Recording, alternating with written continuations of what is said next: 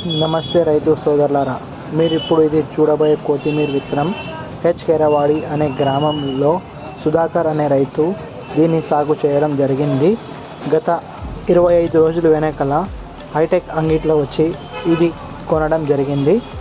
Rapid 30 hitech early అనే రకం సాగు చేసినాడు.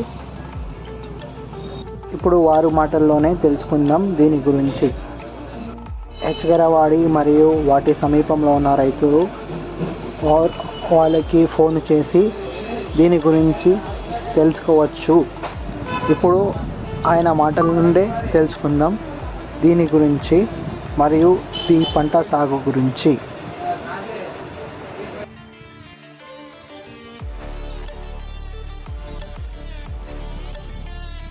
అన్న, నా పేరు సుధాకరు.